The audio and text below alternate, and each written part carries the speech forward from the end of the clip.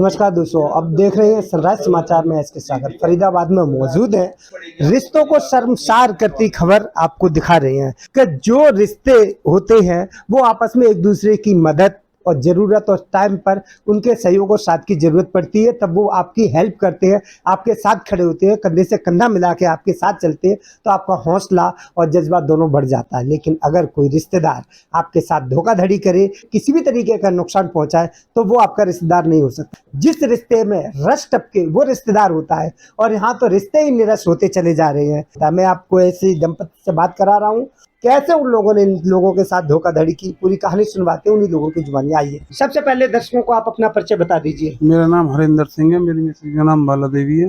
हरिंदर सिंह जी, क्या हुआ आपके साथ और क्या कौन लोग थे वो जो जिनके लिए आपने अपने मीडिया को बुलाया है और आप मीडिया के सामने अपनी बात रखना चाह रहे हैं? कुछ बताइए हमारे दर्शकों को। हाँ जी, मेरे वो खास मतलब रिलेशन में है, मेरे जीजा जी हैं। पलवल नया गांव। नाम क्या है उनका? नया गांव देवी सिंह तेवतिया। करते क्या है वो? स्कूल है जी, वो संस्कार ग्लोबल स्कूल है उनका। वो स्कूल चलाते हैं? हाँ जी। उनका खुद का स्कूल है? हाँ जी, खुद का स्कूल। और आप क्या करते हो? मैं बस चलाता हूँ जी स्कूल में। उन्हीं के स्कूल में? नहीं, मैं फरीदाबाद में चलाता हूँ। आप दूसरे स्कूल में बस चलाते हैं? हाँ जी, हाँ जी। अच्छा, तो उनसे आपकी जो जान पहचान है, रिश्तेदारी, आना जाना कैसा था? अच्छा था जी। बहुत अच्छा था? बहुत अच्छा था। कोई दिक्कत वाली बात नहीं थी। वो मेरे पास में आए। हाँ। कहने लगा नौकरी करता है तो कोई लोन वगैरह ले ले, तेरा काम कोई बिजनेस करा देंगे तेरे को। तो मेरे और इनके मेरी मिसेज के उन्होंने डॉक्यूमेंट्स ले लिए। डॉक्यूमेंट्स मांगे आपसे? हाँ जी, मांगे। तो आपने क्या पूछा उनसे? क्या समझा आपने कि डॉक्यूमेंट्स जो दे रहे हैं उसका आधार क्या है? किस लिए आपने डॉक्यूमेंट्स इसलिए दे दीजिए, मेरे मतलब खास जीजा जी हैं, कोई बाहर के तो है नहीं। बिल्कुल मेरे रिलेशन में, और अच्छा हमारा कोई वैसे भी कोई दिक्कत वाली बात नहीं है। अच्छा। तो मैंने इस करके मैंने कहा इन पे विश्वास कर लिया जाए, कोई दिक्कत वाली बात नहीं है। तो मैंने इन्हें दे दिए। क्या क्या डॉक्यूमेंट मांगे आपसे? आधार कार्ड, पैन कार्ड। आधार कार्ड और पैन कार्ड मांगे, वो आपने दे दिए? हाँ जी। आपकी वाइफ के पहले से पैन कार्ड बना हुआ था? हाँ जी। अच्छा, ठीक है, आपने दे दिया। फिर देने के बाद में जी उन्होंने फिर अपने वो जो आधार कार्ड पैन कार्ड थे, उन्होंने बोला कि यहाँ के आधार कार्ड पैन कार्ड नहीं चलेंगे, हमारे मतलब पलवल के करेंगे, पलवल के चलेंगे, यहाँ से मतलब पलवल के करा लो आप। अच्छा, लेकिन जब आपने उनको आधार कार्ड और पैन कार्ड दिए, तब उन्होंने क्या बोला था कि आपको क्या बिजनेस कराएंगे, किस टाइप का कराएंगे, क्या लोन दिलाएंगे? कुछ आपने पूरा बताया? हाँ जी, हाँ जी। उन्होंने मेरे से यही बोला था कि जैसे हमारा पानी का बिजनेस है तो आपको भी पानी का बिजनेस कराएंगे। अच्छा, ठीक। तो पानी के बिजनेस के नाम से उन्होंने आपसे डॉक्यूमेंट कलेक्ट किए। हाँ जी। फिर उन्होंने उस डॉक्यूमेंट का क्या किया? अकाउंट खुलवाई जी। तीन अकाउंट, 3 बैंकों में इनके अकाउंट ओपन कराए हैं। हाँ। 3 बैंकों में मेरे अकाउंट ओपन कराए हैं। अच्छा। GST नंबर लिए हैं। फिर उन्होंने दोनों के अलग अलग? अच्छा, ठीक है। हाँ जी। फिर उन्होंने कोई क्रेडिट कार्ड आया इनके नाम से 6,25,000 का। वो 6,25,000 का जो लोन लिया है उन्होंने, क्रेडिट कार्ड आया। तो 2 महीने बाद मेरे पास कॉल आती है ICICI बैंक से। तो कह रहे ये आपका कौन लगती है? मैंने कहा जी मेरी मिसेज है। तो कह रहे इनके नाम से 6,25,000 का लोन है। तो मैंने इनसे फिर अपने जो मेरे रिश्तेदार हैं इनसे बात की, मैंने देवी सिंह तेवतिया से। तो उन्होंने बोला मैं 10 तारीख तक भर दूंगा। मैंने कहा जी ठीक है। मैंने 13 तारीख को फोन किया, कह रहा अभी जो बैंकों की छुट्टी है, 1-2 दिन का टाइम दो मेरे को, मैं भर दूंगा। अब उन्होंने बात हुई मेरी दोबारा, फिर उन्होंने मना कर दिया। अच्छा, अब उन्होंने जो लोन लिया था वो लोन भरने से भी मना कर दिया। लेकिन आप एक चीज बताइए मेरे को कि जब आप डॉक्यूमेंट दिए, बैंक में बुलाया, कई जगह पे साइन की जरूरत पड़ती है। बैंक में नहीं बुलाया। आप अकाउंट खुलवाया तो आपको बैंक में नहीं बुलाया? नहीं, उधर घर ही बुला लिया, स्कूल में बुला लिया। अच्छा, जो बैंक वाले हैं वो स्कूल में ही आ गए, वहीं से आपकी कागजी कार्रवाई पूरी करी? हाँ जी, हाँ जी। वहाँ पे साइन आपके ही हैं? हाँ जी, हाँ जी। मतलब आपको पता था कि आपका अकाउंट खुल रहा है? हाँ जी, हाँ जी। लेकिन ये चीज कुछ आपको लगता नहीं है कि ये चीज में ज्यादा बचपना अपन यूज किया गया हो आपकी तरफ से भी? कुछ ऐसा लग रहा है आपको? नहीं सर, मेरी सिस्टर है, सिस्टर के ऊपर कोई बाहर का होता तो आदमी समझ में आता है ना। मेरी खास बिल्कुल सिस्टर है, मेरी बहन है। उनके ऊपर विश्वास नहीं करूंगा तो किसके ऊपर करूंगा? मेरी सिस्टर है, मेरे भांजे हैं, रिश्तेदारी तो है। कोई बाहर का होता तो चलो समझ में भी आता है। अच्छा बालाजी, अब जब वो इस बात को अगर वो मना कर रहे हैं कि हम नहीं भर रहे हैं, तो आपने उनको समझाने की कोशिश की कि आपने पैसे? उन्होंने कहा था 10 तारीख को हम जमा करा देंगे। मैंने चलो कोई 10 में छुट्टी चल रही है तो 10 में नहीं कराते हो, 15 तक करा दो। फिर उन्होंने गाली गलौज दी कि नहीं कराते हैं, जो तुम पे बनता है वो कर लो, हम नहीं भरेंगे इन पैसों को।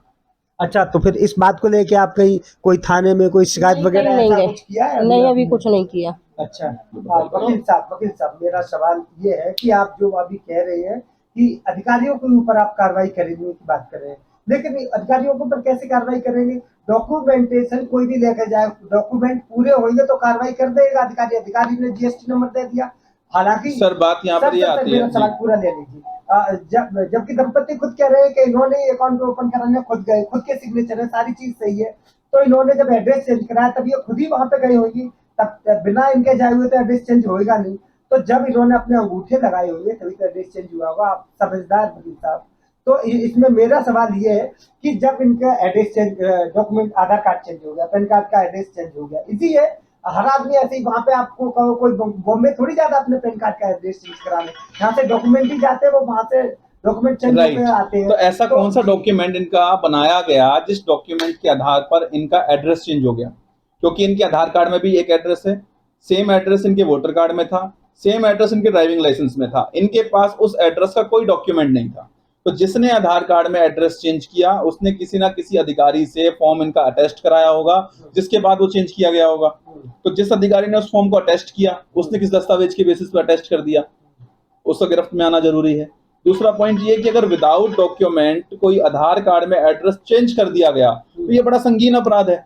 अगर मैं आज सपोज कीजिए कि मैंने कोई बड़ा अपराध कर रखा है और मेरे को अपना पता बदलना है ताकि मैं अपने फेक डॉक्यूमेंट्स रेडी कर सकूं, और बिना किसी डॉक्यूमेंट्स के आधार पर कोई आधार कार्ड वाला मेरा एड्रेस फरीदाबाद से चेंज करके राजस्थान का कर देता है, जिसके बेसिस पे मैं अपना ड्राइविंग लाइसेंस और फर्दर डॉक्यूमेंट्स रेडी करा सकता हूं, तो इससे तो देशद्रोहियों को भी बढ़ावा मिलेगा। तो जिस भी आधार कार्ड ऑपरेटर ने चेंज किया वो जब गिरफ्तार होगा वो क्लियर करेगा। सिर्फ मेरे चाहने से मेरा एड्रेस चेंज नहीं हो सकता ना, उसके लिए मैंने कोई ना कोई दस्तावेज लगाया होगा। तो ऐसा दस्तावेज जो प्रमाण के तौर पर दिखा दें कि इस दस्तावेज के आधार पर हमारा एड्रेस चेंज किया गया। अगर नहीं तो किसी न किसी अधिकारी ने टेस्ट किया होगा, तो उस अधिकारी ने किस दस्तावेज के बेस पर इसको टेस्ट कर दिया। अब बात करते हैं जिन अधिकारियों ने जीएसटी नंबर दे दिया। जीएसटी नंबर देने से पहले भी फिजिकल वेरिफिकेशन कंपलसरी हमारी भारत सरकार ने किया हुआ है। जो टैक्सेशन डिपार्टमेंट का अधिकारी होगा उस रेंज का, वो मौके पर विजिट करेगा, वहां बोर्ड लगा हुआ देखेगा, जिसने अप्लाई किया उस व्यक्ति से बात करेगा कि आप जीएसटी नंबर लेना चाहते हैं, क्या आपकी टर्नओवर 40 लाख से ऊपर की है, उसके बाद उसका जीएसटी नंबर अलॉट करना है या कैंसिलेशन में डालना है वो देखना है। हजारों लोगों के जीएसटी नंबर इस तरीके से लागू किए जाते हैं और करोड़ों रुपए का टैक्स का चूना गवर्नमेंट को लग रहा है, जिसमें बाद में नोटिस इशू करते हैं कि एक अनपढ़ व्यक्ति को किसी भी तरीके से गुमराह करना बड़ा आसान होता है। अगर ये अनपढ़ ना होते तो शायद ये साफ मना कर देते कि मेरे को उस पते पे क्यों, इसी पते पे मेरा क्रेडिट कार्ड बनवा करके दीजिए।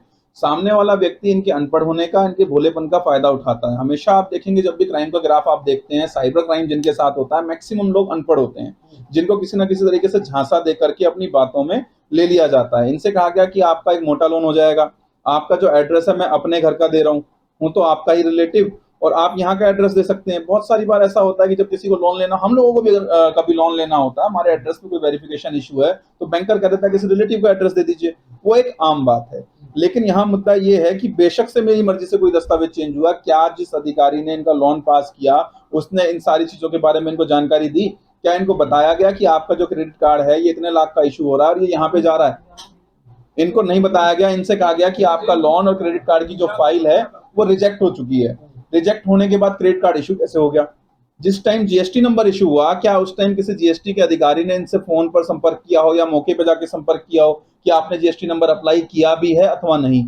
आज की डेट में इनके नाम से जो टर्नओवर चल रही है, करोड़ों रुपए की टर्नओवर चल रही है। जो उनके डॉक्यूमेंट्स कह रहे हैं, जो उन्होंने मेरे को बताया, उस हिसाब से उनका कहना यह है कि 2 जगह इनका बिजनेस चल रहा है, एक 5 नंबर में चल रहा है, एक पलवल में चल रहा है। अब मुद्दा ये आता है कि 5 नंबर तो इनके रिलेटिव का भी एड्रेस नहीं है। NIT 5 में जो एड्रेस दिया गया वो किसका है? वहां पर कैसे वेरिफिकेशन हो गया? वहां का डॉक्यूमेंट कैसे बन गया?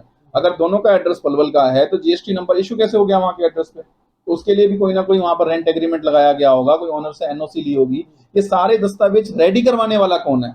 अगर आपने अभी तक सनराइज समाचार को सब्सक्राइब नहीं किया है तो सनराइज समाचार को सब्सक्राइब कीजिए और बेल आइकन को भी दबा दीजिए ताकि आप हमारे आने वाली वीडियो का नोटिफिकेशन सबसे पहले पा सकें।